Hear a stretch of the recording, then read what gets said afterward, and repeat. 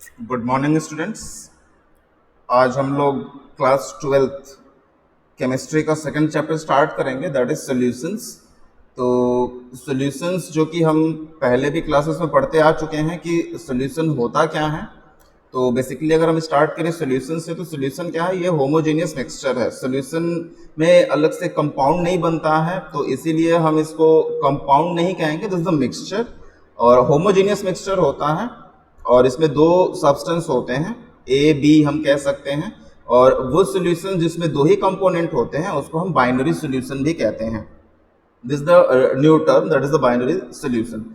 तो यहाँ पे जो दो टर्म होते हैं उसमें एक सॉल्वेंट होता है और एक सॉल्यूट होता है। सॉल्वेंट क्या है? The substance in which we dissolve और which we add the solute, that is the solvent. And solute क्या होता है? The substance which we dissolve in the solvent, that is the solute. यानी कि जिसमें हम घोलते हैं वो सॉल्वेंट कहलाता है और जिस चीज को घोलते हैं वो सोल्यूट है। फॉर एग्जांपल अगर हम सॉल्ट वाटर ले लें तो सॉल्ट और वाटर में क्या होगा? हम सॉल्ट को वाटर में डालेंगे, दैट इज सॉल्ट क्या है? सोल्यूट है। और सॉल्वेंट क्या होगा? क्योंकि हम सॉल्ट को सॉल्वेंट में डिसॉल्व कर रहे हैं, घोल रहे हैं, तो सॉल्वेंट क्या होगा? वाटर होगा। और वाटर को यूनिवर्सल सॉल्वेंट भी कहा जाता है। ठीक है, नेक्स्ट है आपका वेपर प्रेशर। बट यहां से जाने से पहले कुछ टर्म्स हैं जो कि हमें पढ़ना है इसमें, लाइक सॉल्युबिलिटी रेट है और कैसे हम सॉल्यूशन का कंसंट्रेशन को कैसे हम फाइंड आउट करेंगे। तो दो चीजें हैं वहां पे कि सॉल्युबिलिटी क्या होता है? The rate at which any solute dissolve in the solvent, that is the solubility of that particular solvent at a particular temperature. हम पर्टिकुलर टेम्परेचर की बात करते हैं कि अगर हम बात करें कि एक पर्टिकुलर टेम्परेचर पे किसी सॉल्वेंट में हम कितना सोल्यूट ऐड कर सकते हैं, that is the solubility of that solvent at that particular temperature in that solvent. तो इसी तरीके से हर सोल्यूट की अपनी अपनी सॉल्युबिलिटी होती है, हर सॉल्वेंट की अपनी अपनी कैपेबिलिटी होती है कि वो कितना अमाउंट में सॉल्यूट को अपने अंदर डिसॉल्व कर लेगा एक फिक्स टेम्परेचर पे। अगर हम टेम्परेचर को वेरी करते हैं, टेम्परेचर को हम कम या ज़्यादा करते हैं, तो वहाँ पे सॉल्युबिलिटी रेट भी जो है वो डिक्रीज और इंक्रीज होगा। Solubility is directly proportional to the temperature. अगर हम टेम्परेचर को इंक्रीज करते हैं, but it not in all the cases, सभी केसेस में नहीं है। अगर हम लिक्विड गैस की बात करें, गैस में, तो वहाँ पे अगर हम टेम्परेचर इंक्रीज करते हैं तो गैसेस की सॉल्युबिलिटी रेट जो है वो डिक्रीज होती है। तो हर केस में नहीं है, बस अगर हम सॉलिड लिक्विड की बात करें उस सॉल्यूशन में देखें तो by increasing the temperature the solubility rate is also increasing and by decreasing the temperature solubility rate is also decreasing।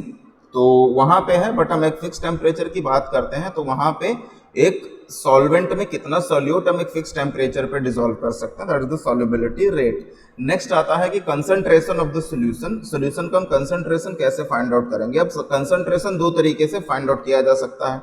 एक होता है कि हम सॉल्यूट का कंसंट्रेशन फाइंड आउट करें, एक हम सॉल्वेंट का कंसंट्रेशन फाइंड आउट करें।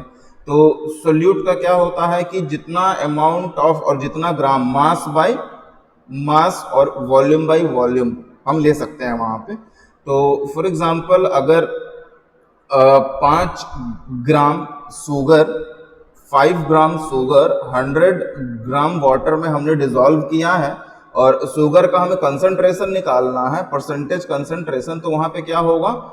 सोल्यूट का जो मास होगा, mass of solute by mass of solvent into 100, अगर हम परसेंटेज निकालें तो वहां पे मास ऑफ सोल्यूट कितना था? 5 बाई मास ऑफ सोल्यूशन कितना होगा? Solution is equal to solute plus solvent. तो वहां पे हम सोल्यूट और सॉल्वेंट को ऐड कर देंगे, it means 100 plus 5 105 gram, it means 5 by 105 into 100, तो हमें उसका कंसंट्रेशन मिल जाएगा इन मास। अगर वॉल्यूम दिया है लीटर में है तो उसको हम वॉल्यूम के केस में हम उसको सॉल्व करेंगे, कंसंट्रेशन को फाइंड आउट करेंगे, जो कि हमने 11th क्लास में पढ़ा है।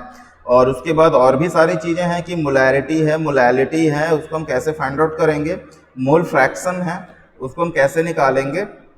तो मोल फ्रैक्शन मीन्स किसी भी सब्सटेंस का अगर निकालना है तो हम क्या करेंगे, उस पर्टिकुलर एटम का mass by mass of the compound को अगर हम करेंगे तो मोल फ्रैक्शन हमें मिल जाता है।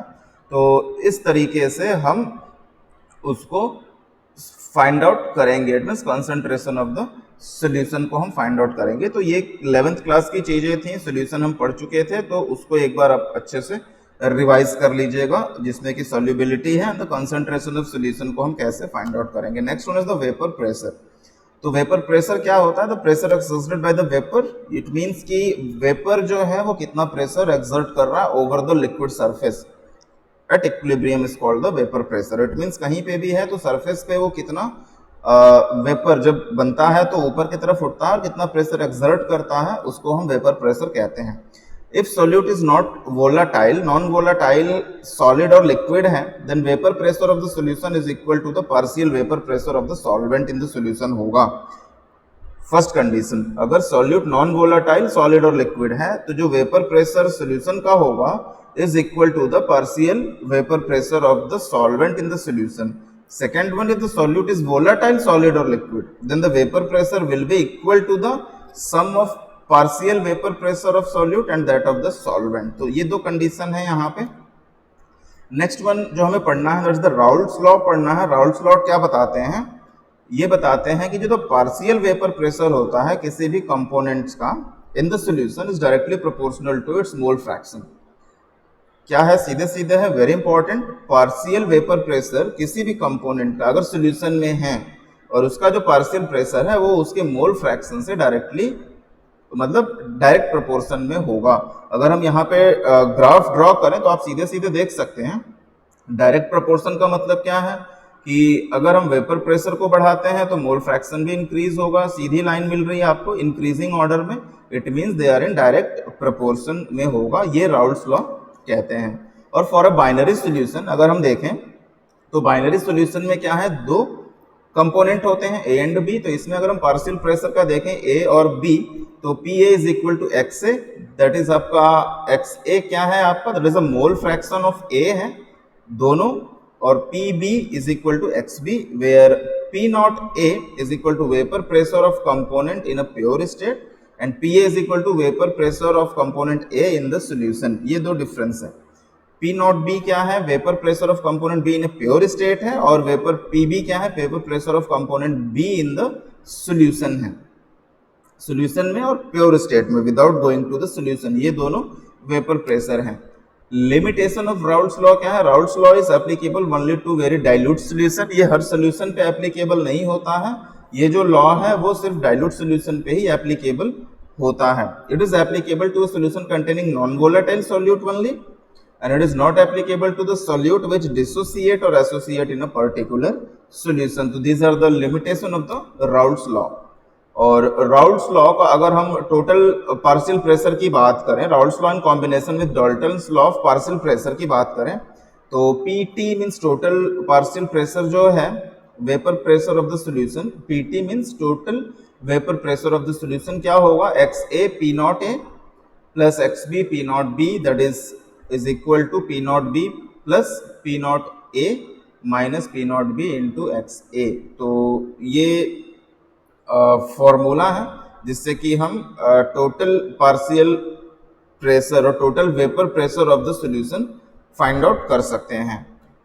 Now next one is the ideal solution. Ideal solution क्या होता है? This solution obey Raoult's law. तो ये जो सॉल्यूशन होते हैं वो राउल्ट्स लॉ को फॉलो करते हैं, ओबे करते हैं at all composition of solvent in a solvent at all temperature. तो इस तरीके के हर टेम्परेचर पे वो फॉलो करते हैं राउल्ट्स लॉ को, तो ये आइडियल सॉल्यूशन कहलाता है। Now two liquids A and B form an ideal solution when A and B molecular attraction will be same। अगर टू लिक्विड्स हैं A and B form an ideal solution और जब वहां पे A और B में जो मॉलिक्यूलर अट्रैक्शन है वो सेम होगा, hence AB molecular attraction will be almost same as AA and AB molecular attraction। Now for ideal solution DH mixing, that is no heat should be absorbed or evolved during the mixing। DH क्या है कि जब भी solution बनता है तो उस case में क्या होता है? हीट ना तो एब्जॉर्ब होता है और ना ही इवॉल्व होता है ड्यूरिंग मिक्सिंग आइडियल सॉल्यूशन में। और दूसरा क्या है कि नो एक्सपेंशन और कॉन्ट्रैक्शन ऑन मिक्सिंग। और दूसरा क्या है कि जब भी मिक्सिंग करते हैं तो दैट इज जीरो होता है, कोई भी एक्सपेंशन नहीं होता, ना ही कॉन्ट्रैक्शन होता है सॉल्यूशन का। अगर हम एग्जांपल की बात करें तो ethyl chloride, ethyl bromide, N-hexane, n-heptane, carbon tetrachloride, silicon tetrachloride, ये सभी एग्जांपल्स हैं आइडियल सॉल्यूशन के नॉन आइडियल सॉल्यूशन क्या होता है, अगेन रिवर्स है, this solution deviate from the ideal behaviour which means they don't obey the Raoult's law entire range of the composition. इसीलिए यहाँ पे हम नहीं कह सकते यहाँ पे हीट इवॉल्व और एब्जॉर्ब हो सकता है, that is not equal to zero. और यहाँ पे क्या होगा, यहाँ पे कॉन्ट्रैक्शन भी हो सकता है, एक्सपेंशन भी हो सकता है सॉल्यूशन का, because they don't obey the Raoult's law. तो ये था आज की क्लास, और नेक्स्ट जो टॉपिक है हम नेक्स्ट क्लास में डिस्कस